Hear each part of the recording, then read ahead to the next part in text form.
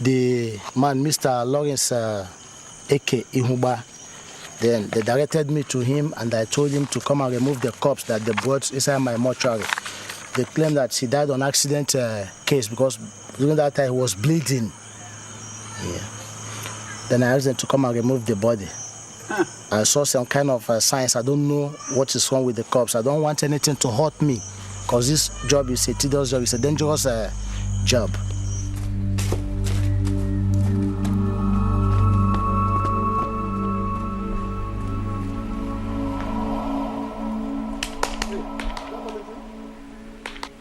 Morning, Jobba. What brings you so early? I want that body out of my morgue. Why? Why? Things happened last night. What thing happened? What happened? Sounds of music coming from his room. Oh, calm down. The music may have come from the village. They were villagers marrying. What does that got to do with the dead? Not that. What exactly? This is no dream. There were music coming from his room. Jobba, tell me, were you drinking last night or what? I didn't drink anything. I mean every bit of it. And we took him from the mortuary, we dressed him up and put him inside the casket. Then we took off from Owerri. Then we continued coming down to Onitsha.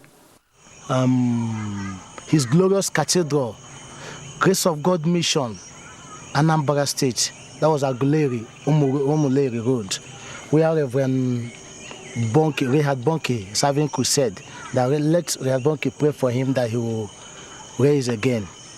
I started laughing. So this comes and say, yes, okay, give me the tally. She went and bought the tally and cleared their bill. Then we dress the body. When I dress the corpse, I call on my assistant to join me. They hired an ambulance. They went and bought a coffin, the white coffin inside the rope there. I said, okay, I'll go with 2 people. Let me witness. Maybe it is the power of God or anything that happens, I will know. So when we arrived there with our siren, there was tension all over. Security people came, both the church security, the one they signed from local government, even from federal government, even the one that came with Bonke. Some of them, they thought that we were evil people that came to bomb Bonke at the first time. They were pushing me left, right, and center. Then I was withstanding their pushing and their torment. They were abusing me and calling me all sorts of names. So at the time I told them that he's dead, he's even a man of God. You people should not kill me. He's a man of God, only that he had an accident and died, that they should allow us to take him inside so that Bonke can pray for him. And I believe that he can come back to life. The security guards refused them entry into the premises, thinking they might have a bomb in the casket. The procession was redirected to a facility in the back of the church. Daniel was taken out of the casket and laid on a table. People started praying for him, praying for resurrection. Then the angel said to me that he's sending me back to the world to go and warn this generation, because this is going to be the last warning to this generation. As prayers was going on, then his heart began to pant. Life began to come in his heart. They continued praying, we were praying. I saw these things were going on. He began to breathe gradually, but his body was still stiff.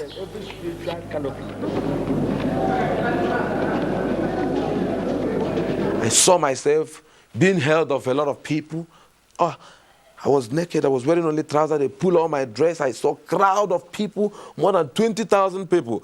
I looked my left, right, everywhere. People were shouting, crying everywhere. Some was praising God, some was crying, I was looking around, I couldn't understand what was happening. Because to me, I was falling down and I fell into pit. And to me, when I opened my eyes, I saw all hands was grabbing me. They said to me that I jumped up.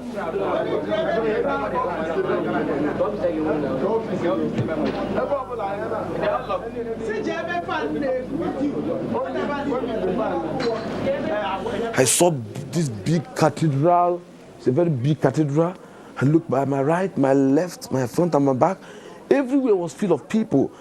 Some people were shouting, some were saying coffin, some say mortuary, Some say 3 days. I couldn't understand what was happening because my experience there is not more than 15 minutes. So I don't know what they call about 3 days. To me, there was no night, there was no day. It was only that moment I was into.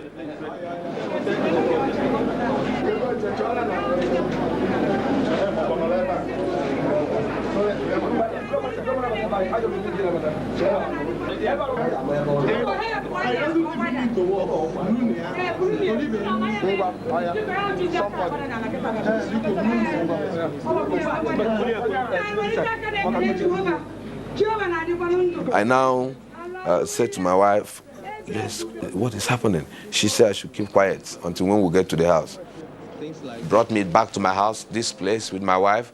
So when we get inside the bedroom, that's been on 2nd of December, I asked my wife, what is happening?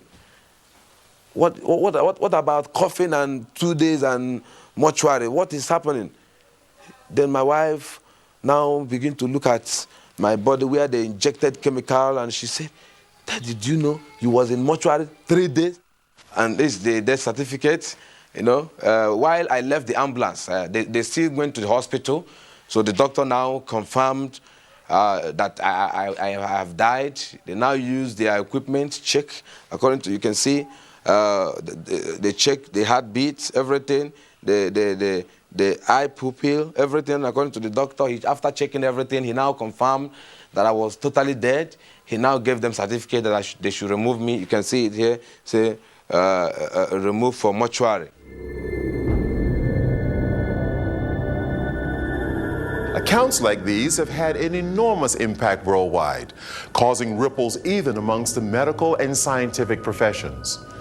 In the past, such occurrences were viewed simply as hallucinations caused by hormones produced by the body during extreme trauma. But experts are not so convinced. Hallucinations tend to be very disordered experiences, and they're nothing like the highly ordered and structured experience that you have with near-death experience. On my website, I specifically asked the question, was the experience dreamlike in any way? And I've actually recently done a formal study of that. Near-death experiencers are emphatic when asked directly, and I did, was the experience dreamlike in any way? The answer is a resounding no. It isn't close at all to a dream. Dreams tend to bounce around a little bit. They tend not to have order or structure. Very often a dream will end without it reaching a logical conclusion in the sequence of events. Not so with near-death experiences. They're highly structured, highly ordered. They tend to have a very logical initial part of the experience, and at the end of a very orderly and structured experience, there's a very orderly and structured end of the experience, and that's when the experience ends. Near-death experiences are nothing like dreams. If you've had a frightening near-death experience like some of those that I've described, there is no question that when you have that experience, this forces you to look at yourself. This is something that really shakes up your life in a major way. You've really got to sit down with yourself and ask yourself, why did this happen? What's really going on here? Is this the reality? It really forces you to understand what is the reality of what's going to happen when I die. Dr. Richard Kent, a retired medical doctor, has studied the NDE over many years, traveling the world and writing books on the subject. Of the 300 case studies he has made, an alarming amount report the existence of a realm similar to the one encountered by Daniel Ekechukwu. It's just a horrendous, awful place. It's a place where people are terrified, are frightened, and people, even just who've seen hell, even years later, they recoil in horror at what they saw there. Just a place of awfulness. I've interviewed probably over 300 people who've had these experiences, and all of them have been dramatically changed. Their lives have been changed by these near-death experiences. You can't say that about hallucinations. Hallucinations simply aren't life-changing experiences, whereas near-death experiences, when you meet Jesus Christ and either see heaven or hell, they are dramatic, riveting, life-changing experiences, and almost invariably people's lives are dramatically altered as a result of these experiences. So personally, and also because of the fact that the near-death experience accounts are so remarkably similar not only to each other but also to the Bible, I personally believe that these are real events and people are describing real events. If you read any newspaper today, you'll read about people having a near-death experience of a type, leaving their body and going along a tunnel and going to a place of light. It's only those who get really close to who recognize Jesus Christ. They describe him as nearly 6 foot tall, but radiating light, tremendous amount of light coming from him, from his face and from his chest and from his arms and from his legs. But it isn't just the appearance of Jesus, it's the fact that they feel in the presence of so much love. Many people said they've never felt like that. They've never felt so completely surrounded by love, powerful as that. It's just incredible love.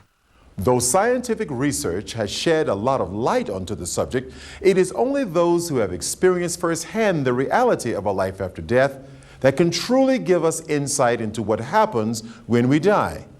Like Ian McCormick, a native New Zealander, McCormick would undergo a life-changing experience as a result of his extraordinary encounter with death and the life beyond. Fact or fiction? You decide after seeing the following episode.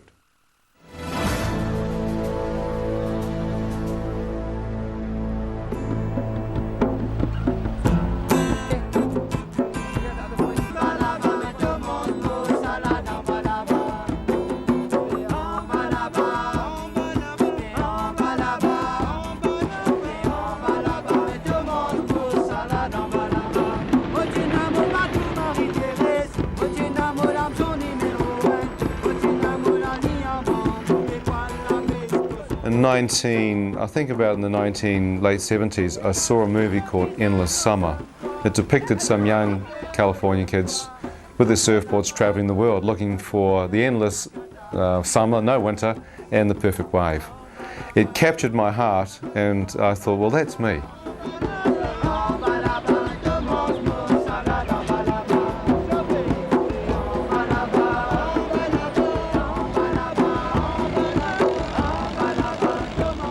Travelled for 2 years through Australia, Southeast Asia, Bali, Sri Lanka, Malaysia, and ended up sailing down to a small island called Mauritius. And this island had great surf and great diving. I surfed there, dived there, lived with the local Creole fishermen, Simon and Danielle de Doom, in a place called Tamarin Bay.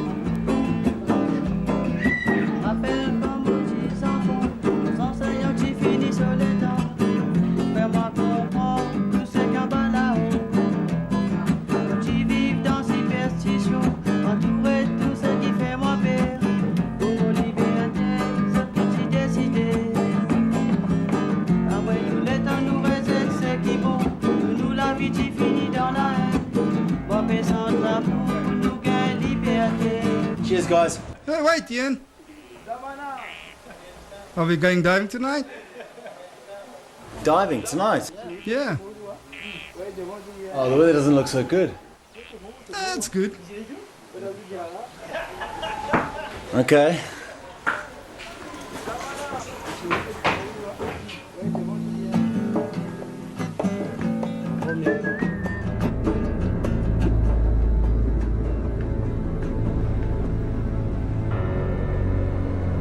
We rode down there, you could see the fluorescence in the water. You know, you lift the water up and the fluorescence just sparkling. Beautiful night.